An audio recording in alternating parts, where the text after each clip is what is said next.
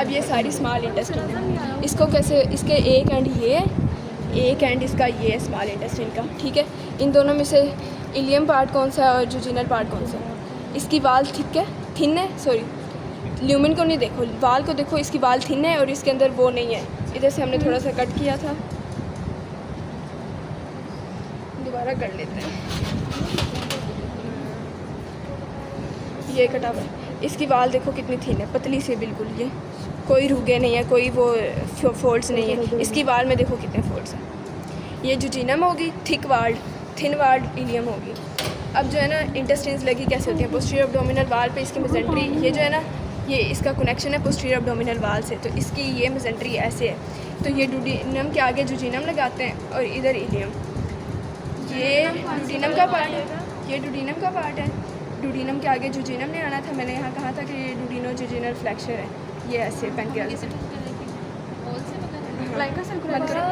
इन्हें ना अगर अंदर से नहीं देखना तो ऐसे पड़ी हुए तो इस तरह भी पता चल जाता है जुजिनम कौन सी इलियम कौन सी। ये देखो ये थिक पार्ट है, ठीक है, इसके अंदर रुगे हैं, अब वो रुगे कैरियो इंटेस्टिनल लाइका सर्कुलरिस है, फोल्ड्स हैं, और ये बिल्कुल थिन है, ये देखो बिल्कुल साल लगे हुए हैं। तो ये इलियम इतनी है, ये जुजिनम है, ये जुजिनम यहाँ पर ख़त्म हो रही है, इसके आगे ये थिन शुरू होगी इलियम, ये जुजिनो इलियल जंक्शन बंद कर लो। आगे ये डुडिनो जुजिनल फ्लैक्चर था, मैंने कहा था ये डुडिनम है, इसका थर्ड पार्ट है ये डुडिनो जुजिनल फ्लैक्चर, ये ऐसे लगा।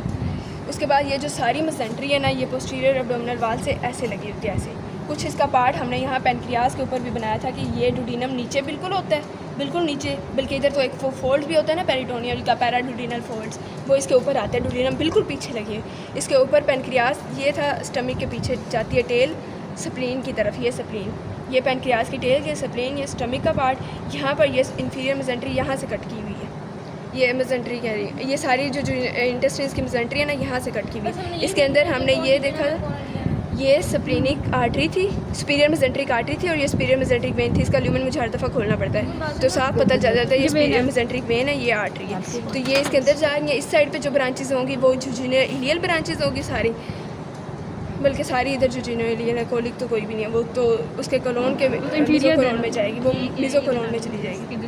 अच्छा, उसके बाद इंटेस्टाइन्स में बस यही देखने वाला था कि यहाँ से ये शुरू होती है, ये फिर ऐसे सारा ऐसे फोल्ड्स बनाती है, फिर इधर आती है और आगे ये इलियोसिकल जंक्शन बना देती है।